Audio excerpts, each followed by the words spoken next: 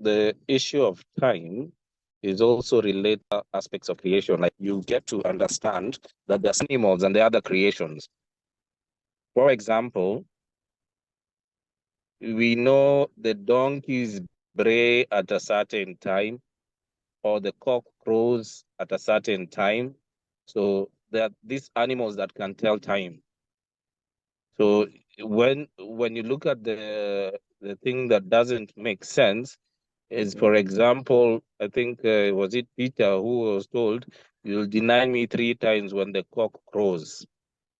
You know, that cock crows a certain time. The cock don't crow at 2, 3 a.m. Cock from 4 a.m. or things like that after daybreak, you know, or 4 a.m. coming to 6. The donkey is similar to that. So there are other animals that would be able to identify time and season, like the frogs and things like that. And two, in the Swahili language, I was saying, usiku wa manane, meaning like when you say usiku wa manane in Swahili, and when you count the time, what it means like we'd say nane is 8. Yes. But the white man's time would be 2 a.m.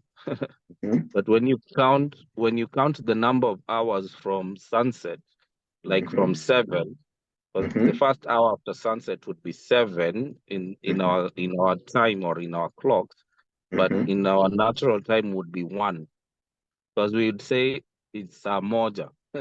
The first hour after sunset, it's Moja. Yes. So when you count usiku wa manane is 8 from the 8th hour. Nane is 8. So you'd also see our counting system is based on the timing from the sun, from sundown to sunrise. So it's not just having numbers and they don't have a relation. Similar to like names. Names have a relation. They go with a certain thing. So you don't just name someone like rock if it does. It must be synonymous to that rock. So you would have a name for Peter. So the same thing with time, because time would be used to tell occasions and feasts. You get, because time would be added up to seasons.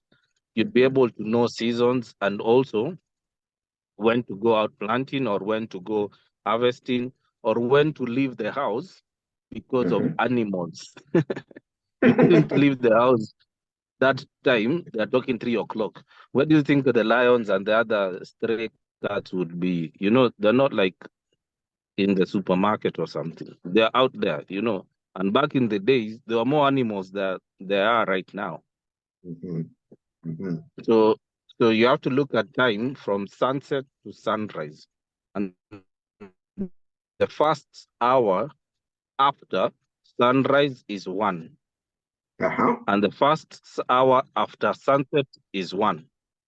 Thank I don't know you. if you got that. Yeah, I'm sharing the screen. Just walk us through that, what you're explaining. So if let's talk about the first hour after sunset. So in East Africa, in Kenya, does the sun usually set around 6, what we call 6 p.m.? Yes, it would be around 6:30, 6:45, and then nightfall would start at around 7-ish.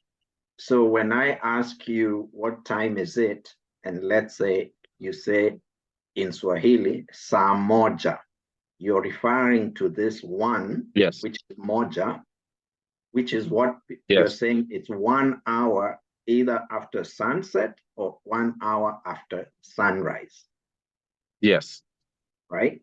Okay. Yes. And then you said usiku wa manane. Usiku means night.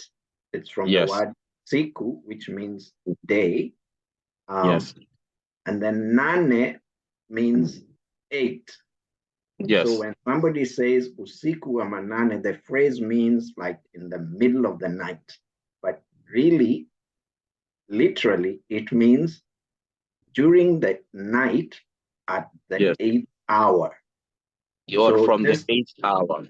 yeah, which is what you would be calling 2 a.m. Yeah, exactly. Right? Which is Yes. 2 a.m., by the way, means 2 after midnight. Yes. So, so the evil one corrupted the order of the time and days, and now they're making us count time starting at the middle of the night instead of when the night Yes. starts, Yes. as well as the middle of the day instead of when the day starts. Exactly. All right. Because you also Finish up. so it's also relating to when you go back to Genesis. I think the order of creation. So you tend to see there's an order of creation, and it says after there was night and day. Yes, that is what I covered. You have to remember back in the time of when it was Adam's time, Adam didn't have electricity, right?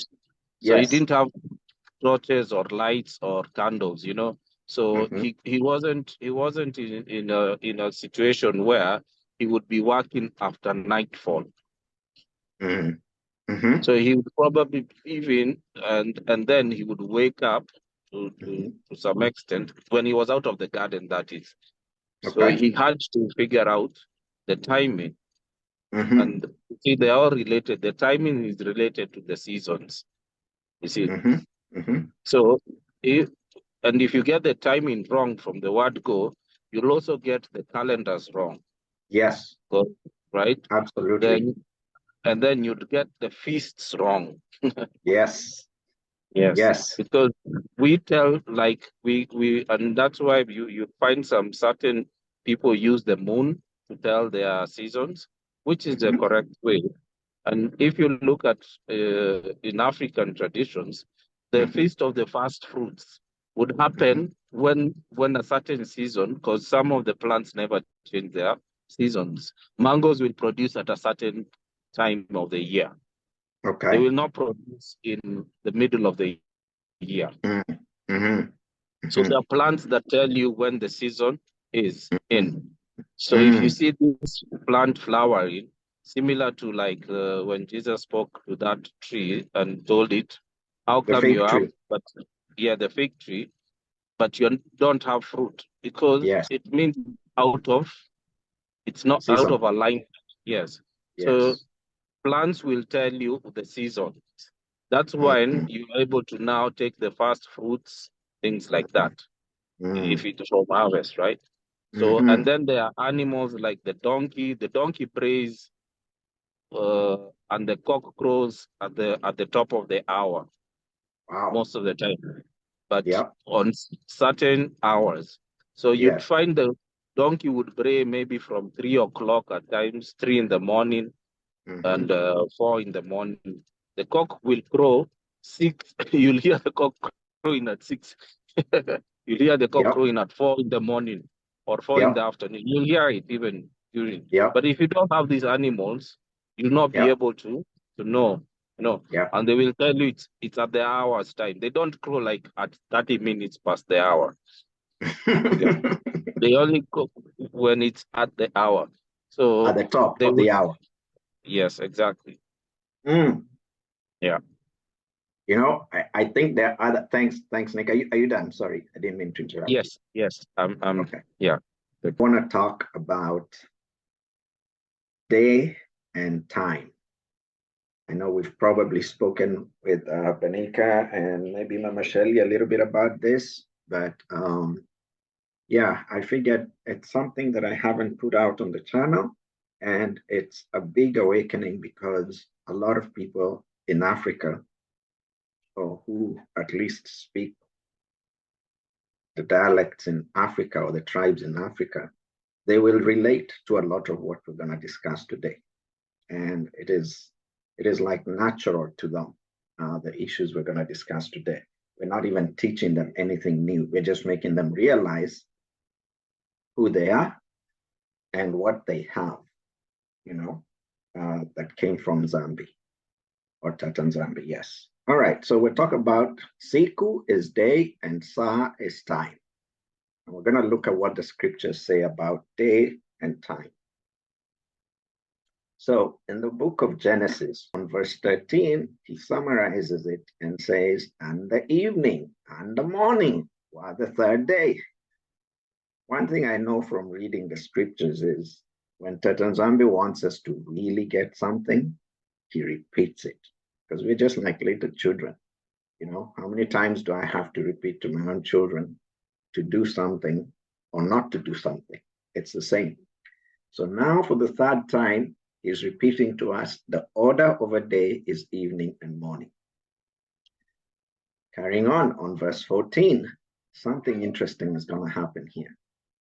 Nzambi says, let there be lights, plural, in the sky or in the heavens. To divide, the purpose of the lights is to divide the day from the night. So in essence, he is dividing the evening and the morning. And he's going to use this lights that he's going to put up there. Okay? And let them be for signs, for seasons, for days and years. Interestingly, I didn't see the word weeks or months over there.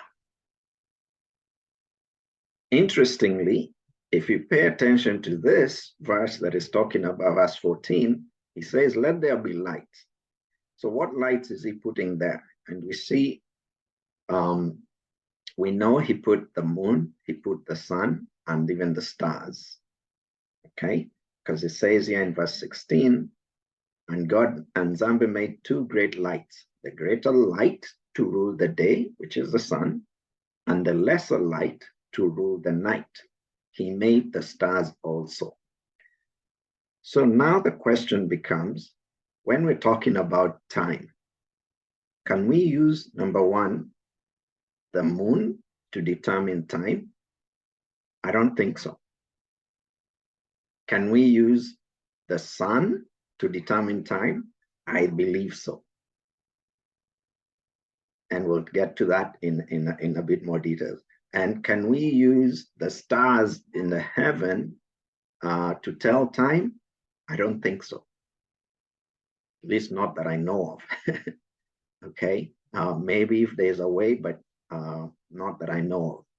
So we'll get to that. That was, now he's doing this on the fourth day. And again, he repeats on verse 19, and the evening and the morning were the fourth day. Okay, so we know fourth day is to do with governance and things like that, or the number 4. So let's go to verse 20. He's going to create something for the fifth day. And he says, and Nzambi said, let the waters bring forth abundantly the moving creature that has life. Right? So he's creating the creatures now. The birds that fly up in the sky and things like that. And he creates also the creatures that will move, every living creature and even the sea creatures. They're being told to be fruitful and multiply. And again, verse 23, evening and morning, the fifth day. I mean, Nzambi is like just laying it all out very simply, you know. This is how you count a day. You have an evening, and then you have daytime. Verse 24, he creates things on the sixth day. Now he creates the earth. He creates creatures on the earth. Let the earth bring forth the living creature after the living creatures after his kind, cattle and creeping things and beasts of the earth after his kind, and it was so. So that's in verse 24. And then in verse 26, it creates man. Let us make man in our image. And then he gives him dominion over the fish, the cattle that he has just created, and all those things. And you jump to verse 31. Again, he repeats what he has repeated for the 5 days before. And the evening and the morning were the sixth day. Okay. Let me point out something actually that I just forgot. Well, I'll come to it. So what have we seen so far? Evening and morning make up a day. Evening and morning make up a day. The day starts with the evening, the day ends after the daytime. That's pretty much the order that we've seen here. All right, now let's go ahead and welcome to everybody who's joined. We're talking about day and time today. Now let's go ahead and look at the seventh day. So now in verse 1 here, it says, thus the heavens and the earth were finished, and all the host of them. That happened as of day 6. But now on the seventh day, Nzambi ended his work, which he had made, and he rested. He rested on the seventh day. So when it says the seventh day, he rested during the evening and the daytime, because that's what a whole day is. You know, it's like if you have a game like soccer, if you have a football match, you have a first half and you have a second half. When you have a day, the first half is the evening or the night. You have 12 hours. Then the second half is the daylight hours. And that makes it 24 hours. And this is why we're saying it is the sun that we use to tell time. When the sun sets, we know the evening or the night is beginning. You cannot look up to the sky and see a moon and say now it is nighttime. No, sometimes you look up in the sky during the middle of the day, you'll see a small moon, you know. So the moon doesn't tell us time, but the sun helps us tell time. So when the sun sets, the day starts, the next day starts. And now let's take a look at time. How do we tell time? That's the days. Plain, clear, Nzambi showed us how to label the days. Now let's look at time. Before I actually get into time, let me give you a summary here for the days of the week. Sorry about that. So I hope we have other people, non-Kenyans, to also give us in the discussion how they number words or letters. So here for us in Swahili, the number 1 is moja, okay? But we have some communities, especially among the 9 Swahili communities in East Africa, or 9 tribes. We have some of them who use the word mosi, which is, I think, what is also used in Kikongo for number 1. And day is Juma, okay? So when you combine moja, you say with Juma, you say Juma Mosi, and that would be your first day, okay? Goes with the numbers. Mbili is Swahili for 2, but we change it and we say Juma Pili of the second day, or the second day. Tatu is 3, and so on and so forth. But look at this, interestingly, when you get to the 6th day here, the Arabs found a way to change what we called the 6th day. And they introduced an Arabic word. This Al-Hamisi is an Arabic word. And it is the Arabic word for the day of congregation. If you notice, this is when they go to the mosques, for example. At lunchtime on Fridays, Muslims usually have a time where they congregate in the mosque. So the Arab influence, especially when they were interacting with the locals in East Africa, they learned some Swahili words. They gave us some Arabic words. I believe this is when this happened, and we lost what I think would have been, not sure, but I think it would have been Juma Sita, based on how all this line up. And then for the 7th day, they did the same thing. They introduced another Arabic word instead of what would have been either Juma Saba or what I believe is actually Sabato. Sabato is actually the word for the seventh day, because you can see the word seven, the name for seven is Saba. So remember, a day has 24 hours from sunset, when you have the evening, to the following sunset. So if you're saying Jumamosi, you're talking about Saturday evening, for example, like those in Southern Africa or those in Kenya right now. It's already like, you know, almost 8 o'clock in Kenya, for example. So 8 p.m., what we call 8 p.m., right? But really, it's almost 2 or the second hour, 2 hours after sunset, because sunset was probably around 6 o'clock. So anyway, now let's look at time. That's on the days. Let's look at time, okay? Some people say a clock is always right 2 times a day. I think that's nonsense. I want to humbly submit that that is nonsense. We think it is correct 2 times a day because we are not using the sun. If I showed you, for example, this clock down here in my image, you would probably read it like most of us do and say it is 4:40, right? It is 4:40, but you cannot tell me whether it is 4:40 in the day or in the night. So when we say that it is right twice a day, we are subscribing to confusion. And Nzambe is not a creator of confusion. He has order, right?